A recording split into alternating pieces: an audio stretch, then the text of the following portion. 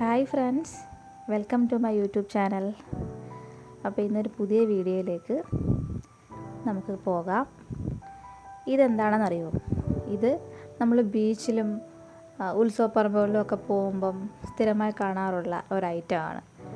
കടല കൊണ്ടുള്ള മസാല കടല, ചുണ്ടൽ മസാല എന്നൊക്കെ പേരുള്ള ഇതൊരു സ്ട്രീറ്റ് ഫുഡാണ്. നിങ്ങളിത് എങ്ങനെയാണ് ഉണ്ടാക്കുന്നതെന്ന് കണ്ടു നോക്ക്. ഇതിന് വേണ്ടിയിട്ട് കുറച്ച് വെജിറ്റബിൾസ് വേണം. ഇത് ഞാൻ ഒരു 2 കപ്പോളം ക്യാബേജ് നീളത്തിലരിഞ്ഞതാണ്. അപ്പോൾ ഈ ഒരു രീതിയിൽ തന്നെ മുറിക്കണം, നീളത്തിൽ മുറിച്ചെടുക്കണം. ഇതൊരു മീഡിയം സൈസിലെ ക്യാരറ്റ് ഞാനൊന്ന് ഗ്രേറ്റ് ചെയ്തെടുത്ത് വെച്ചിരിക്കുക. കുറച്ച് മല്ലിയില വേണം. ഇതെല്ലാം നന്നായിട്ട് കഴുകി വേണം നമ്മൾ അരിഞ്ഞ് ഇങ്ങനെ മാറ്റി വയ്ക്കാൻ. ഇനി വേണ്ടത് എന്തൊക്കെയാണെന്ന് പറയാം. ഇതൊരു മീഡിയം സൈസിൽ 2 സവാള ഈ ഒരു വലിപ്പത്തിൽ അരിഞ്ഞെടുത്തിട്ടുണ്ട്. ഇതൊരു സാലഡ് കുക്കുംബറല്ലേ, സാലഡ് കുക്കുംബറിനെ ഞാൻ ഈ അരിഞ്ഞേക്കുന്ന വലിപ്പത്തിൽ അരിയണം. ഇതൊരു വലിയ മാങ്ങയുടെ പകുതി കഷ്ണം ചെറിയ ചെറിയ കഷ്ണങ്ങളായിട്ട് മുറിച്ചാണ്. ഇതൊരു നാരങ്ങ ഉണ്ടെങ്കിലും ഇത് വേണ്ട, പകുതി മാത്രം ചേർത്താൽ മതി. ഇനി 1 കപ്പ് തക്കാളി ചെറുതായിട്ട് അരിഞ്ഞതാണ്. ഇത് ഞാനൊരു മീഡിയം സൈസിലെ 2 തക്കാളി ചെറുതായിട്ട് അരിഞ്ഞതാണ്. അപ്പോൾ ഇത്രയും കാര്യങ്ങളാണ് നമുക്ക് വേണ്ടത്. ഒന്നുകൂടെ ശ്രദ്ധിച്ചോ, എന്തൊക്കെ വെജിറ്റബിൾസാണ് നമുക്ക് വേണ്ടത്. നമുക്ക് ഇഷ്ടമുള്ള വെജിറ്റബിൾസ് എല്ലാം ചേർക്കാം, എങ്കിലും സാധാരണ രീതിയിൽ ഇത്രയും കാര്യങ്ങളാണ് നമ്മൾ ഇതിന് വേണ്ടിയിട്ട് ഉപയോഗിക്കുന്നത്. ഇതിപ്പം 1 കപ്പ് വെള്ളക്കടല എടുത്തിട്ടുണ്ട്. ഞാനൊരു 4 മണിക്കൂറിന് മുമ്പ് വെള്ളത്തിൽ കുതിർത്ത് വെച്ചിരുന്നതാണിത്. ഇതെന്തിനാണെന്ന് ചോദിച്ചു കഴിഞ്ഞാൽ പെട്ടെന്ന് വെന്ത് കിട്ടാൻ വേണ്ടി അത്ര നേരം ഒന്ന് വെള്ളത്തിൽ കുതിർത്ത് വെക്കുന്നത് നല്ലതാണ്. ഇതിനെ നമുക്ക് ഇനിയൊന്ന് ഊറ്റിയെടുത്തതിന് ശേഷം കുക്കറിലേക്ക് മാറ്റാം. കുക്കറിലിട്ട് നമുക്ക് കടല ഒന്ന് വേവിച്ചെടുക്കാം. ഈ 1 കപ്പ് കടല കൊണ്ട് 7-8 പേർക്ക് നല്ല രീതിയിൽ കഴിക്കാനുള്ള മസാല കടല കാണും. അപ്പോൾ ഇതിലേക്ക് ചേർത്തതിന് ശേഷം കടലയ്ക്ക് ആവശ്യമായിട്ടുള്ള ഉപ്പ് ചേർത്ത് കൊടുക്കണം. ഒരുപാടായി പോകരുത്. അറിയാലോ, നമുക്ക് ഏകദേശം ഈ കടലയ്ക്ക് എത്ര ഉപ്പ് വേണമെന്ന് വെച്ചാൽ അതനുസരിച്ച് ചേർത്ത് കൊടുത്തിട്ട് അതിലേക്ക് കടല വേവാൻ ആവശ്യമായിട്ടുള്ള വെള്ളം ചേർത്ത് കൊടുക്കണം.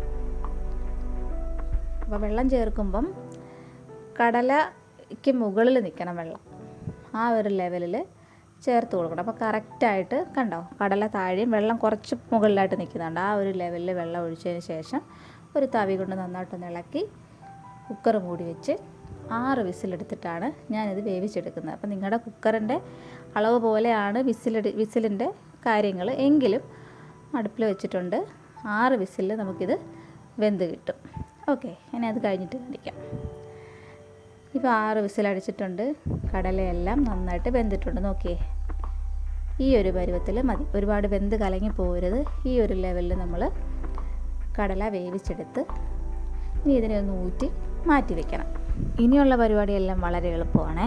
കടല വെന്തതിന് ശേഷം നമ്മൾ അരിഞ്ഞു വെച്ചിരുന്നില്ലേ വെജിറ്റബിൾസ് എല്ലാം, അതെല്ലാം നമ്മൾ ഇച്ചിരി വലുപ്പമുള്ള ഒരു പാത്രത്തിലേക്ക് മാറ്റണം. ചെറിയ പാത്രത്തിലിട്ട് നമുക്ക് എല്ലാം കൂടെ മിക്സ് ചെയ്യാൻ ബുദ്ധിമുട്ടായിരിക്കും. അപ്പോൾ നല്ല വലിപ്പമുള്ള ഒരു പ്ലേറ്റിലേക്കോ പാത്രത്തിലേക്കോ നമ്മൾ അരിഞ്ഞു വെച്ചിരുന്ന എല്ലാ വെജിറ്റബിൾസും ചേർത്ത് കൊടുക്കുക.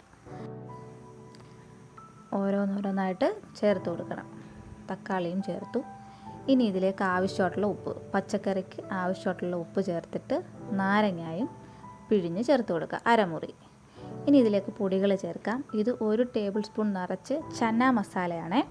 ഇതാണ് ഇതിൻ്റെ ടേസ്റ്റ്. അപ്പോൾ അത് തന്നെ നമ്മൾ ഉപയോഗിക്കണം. അത് ചേർത്ത് കൊടുത്തതിന് ശേഷം 1 ടീസ്പൂൺ മല്ലിപ്പൊടിയും 1 ടീസ്പൂൺ മുളക് പൊടിയും ചേർത്ത് കൊടുക്കുക. ഒരുപാട് എരിവ് വേണമെന്നുള്ളവർക്ക് വേണമെങ്കിൽ 2 ടീസ്പൂൺ ആക്കാം. പക്ഷേ ഈ എരിവ് കറക്റ്റാണ്. നമ്മുടെ ചന്ന മസാലയും മുളക് പൊടിയും എല്ലാം കൂടെ ആകുമ്പോൾ ഈ എരിവ് കറക്റ്റാണ്. കൈ കൊണ്ട് നന്നായിട്ട് മിക്സ് ചെയ്തെടുക്കുക. അപ്പോൾ ഞാനിവിടെ ഇത് മിക്സ് ചെയ്ത് വെച്ചിട്ടുണ്ട്. ഇനി ഇതിലേക്ക് വേവിച്ച് മാറ്റി വെച്ചിരുന്ന കടല ചേർത്ത് കൊടുക്കണം. മുഴുവൻ കടലയും ചേർത്ത് കൊടുത്തിട്ട് നമ്മൾ സ്പൂൺ കൊണ്ട് മിക്സ് ചെയ്യുന്നതിനെക്കാട്ടി നല്ലത് കൈ കൊണ്ട് തന്നെ നന്നായിട്ട് മിക്സ് ചെയ്തെടുക്കുക. ഈ ഒരു സമയത്ത് ഉപ്പൊക്കെ ഒന്ന് ടെസ്റ്റ് ചെയ്ത് നോക്കുക. ഇനി എന്താ ചെയ്യേണ്ടതെന്ന് അറിയുമോ? നമ്മൾ കണ്ടിട്ടില്ലേ, നമ്മളിത് സ്ട്രീറ്റ് ഫുഡായിട്ട് കഴിക്കാൻ കിട്ടുമ്പോൾ നല്ല ചൂടോട് കൂടിയല്ലേ കിട്ടുന്നത്. അപ്പോൾ ഇത് തണുത്തിരിക്കുക. ഇനി ഇതിനെ എങ്ങനെ ചൂടോടെ നമുക്ക് സെർവ് ചെയ്യാൻ പറ്റുമെന്നുള്ളത് ഞാൻ കാണിച്ചു തരാം. അതിന് വേണ്ടിയിട്ട് ഒരു ഇഡ്ഡലി പാത്രം നമ്മൾ കുറച്ച് വെള്ളം ഒഴിച്ച് അടുപ്പിൽ വെക്കുക. അതിൻ്റെ മുകളിലേക്ക് ഇതുപോലെ ഹോളുള്ള ഒരു പാത്രം വെക്കണം. എന്നിട്ട് അടച്ച് വെച്ചിട്ട് അതിൽ വെള്ളം തിളയ്ക്കാൻ വേണ്ടിയിട്ട് വെയിറ്റ് ചെയ്യണം. ഓക്കെ, ഇപ്പം വെള്ളം തിളച്ചിട്ടുണ്ട്. ഞാൻ അടപ്പ് തുറന്ന് കാണിക്കാം. അപ്പോൾ നന്നായിട്ട് ആവി വരുന്നുണ്ട്. നമുക്ക് ഈ വീഡിയോയിൽ ക്ലിയറായിട്ട് കാണാമോ എന്നറിയില്ല, എങ്കിലും നന്നായിട്ട് ആവി വന്നു തുടങ്ങിയിട്ടുണ്ട്. ആവി വന്നു തുടങ്ങി കഴിയുമ്പോഴത്തേക്കും എന്താ ചെയ്യേണ്ടതെന്നറിയോ, നമ്മൾ റെഡിയാക്കി വെച്ച കടലയുടെ പാത്രമില്ലേ, അതിൻ്റെ മുകളിലേക്ക് വെക്കുക. അപ്പോൾ ഇത് വേകാൻ വേണ്ടിയിട്ടൊന്നുമല്ല നമ്മൾ വെക്കുന്നത്. ഈ താഴെ നിന്നുള്ള ആവി തട്ടി ഈ കടലയിൽ മുഴുവൻ നല്ല ചൂട് കയറും. ഈ ആവി ഇതിനകത്ത് മുഴുവനായി ഇത് മൊത്തം ഒന്ന് ചൂടാകുന്ന പരുവത്തിൽ നമ്മൾ ഗ്യാസ് ഓഫ് ചെയ്യണം.